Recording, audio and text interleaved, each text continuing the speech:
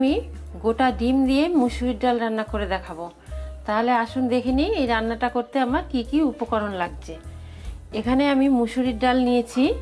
মুসুরির ডালটা আমি আগে থেকেই খুব ভালো করে ধুয়ে পরিষ্কার করে গরম জল করে ডালটাকে সেদ্ধ করে নিয়েছি। ডালটা সেদ্ধ করার সময় আমি 2-3টে কাঁচা লঙ্কা চিড়ে দিয়েছি। এখানে কোনো লবণ হলুদ কিছুই দিইনি, শুধু ডালটাকেই আমি সেদ্ধ করে নিয়েছি। ডালটা দেখুন ঠিক এইরকম সিদ্ধ হবে। ডালটা কিন্তু আমি কোনো কাটা দিইনি, ঠিক এইরকম হবে ডালটা সিদ্ধ। একটু দানা দানা রয়েছে, এইভাবেই ডালটা সিদ্ধ করে নিতে হবে।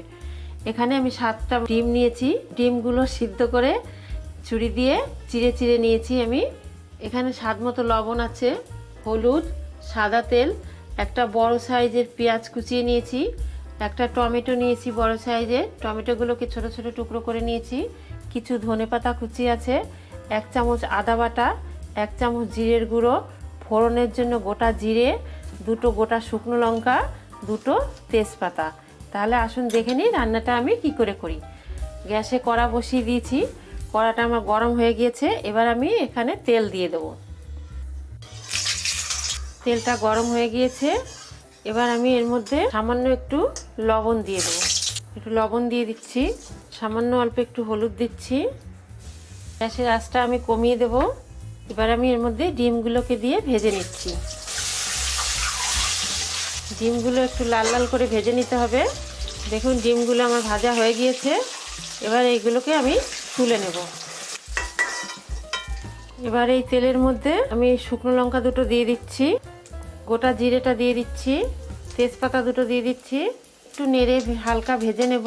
জিরেটা ভাজা হয়ে গিয়েছে, এবার আমি পেঁয়াজ কুচিটা দিয়ে দিচ্ছি। পেঁয়াজ কুচিটা দিয়ে, পেঁয়াজটা কিন্তু খুব বেশি লাল করে ভাজতে হবে না, একটু হালকা লাল করে ভেজে নেব। দেখুন পেঁয়াজটা আমার ভাজা হয়ে গিয়েছে। আমি কিন্তু এটাকে খুব বেশি লাল করে ভাজিনি, জাস্ট একটু হালকা লাল লাল হয়েছে। এবার আমি এর মধ্যে এই টমেটো কুচিটা দিয়ে দিচ্ছি। টমেটো কুচিটা দিয়ে আমি আবার একটু ভালো করে নেড়ে চেড়ে ভেজে নেব। আমি আদা বাটাটা দিয়ে দিচ্ছি, জিরের গুঁড়োটা দিয়ে দিচ্ছি। আপনারা চাইলে এর মধ্যে 1/2 চামচ কাশ্মীরি লাল লঙ্কার গুঁড়ো দিতে পারেন, আমি লাল লঙ্কার গুঁড়োটা দিইনি। একটু ভালো করে নেড়ে চেড়ে কষিয়ে নেব মশলাটাকে।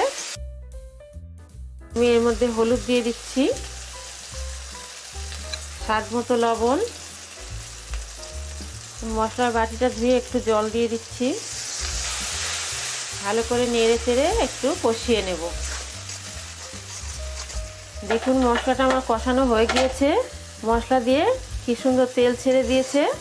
এবার আমি এর মধ্যে সেদ্ধ করা ডালটাকে দিয়ে দেবো। ডালটাকে দিয়ে দিচ্ছি। ডালটা দিয়ে খুব ভালো করে মিশিয়ে নিতে হবে। খুব ভালো করে মিশিয়ে একটু কষিয়ে নেব।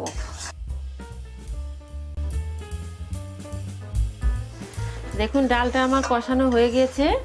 আমি কিন্তু একভাবে নেড়ে চেড়ে ডালটাকে কষিয়ে নিয়েছি। এবার আমি এর মধ্যে গরম জল দিয়ে দেবো। আমি এখানে আগে থেকে জল গরম করে রেখেছিলাম, ফুটিয়ে রেখেছি জলটা, জল দিয়ে দিচ্ছি। খুব বেশি জল দেবো না, এই ডালটা পাতলা হয় না, খুব থকথকে ঘনও হবে না, ঠিক এরকম হবে ডালটা। ডালটা যখন নামিয়ে নেব ঠান্ডা হয়ে গেলে আরও ঘন হয়ে যাবে, তাই আমি এখানে অল্প জল দিচ্ছি। এবার ডালটা একটু ফুটে ওঠা পর্যন্ত আমি অপেক্ষা করব। তারপরে আমি ডালটা ফুটে উঠলে এর মধ্যে ডিমগুলোকে দিয়ে দেব। দেখুন ডালটা আমার ফুটে উঠেছে। আমি এখানে যেহেতু গরম জল দিয়েছি তাই খুব তাড়াতাড়ি ডালটা ফুটে উঠেছে। এখানে কিন্তু গরম জলই দিতে হবে, ঠান্ডা জল দিলে হবে না। এবার আমি ডিমগুলোকে দিয়ে দিচ্ছি। ডিমগুলো দিয়ে আবার একটু নেড়ে মিশিয়ে দিচ্ছি। এবার আমি 2-3 মিনিটের জন্য একটু ফোটাতে দেব।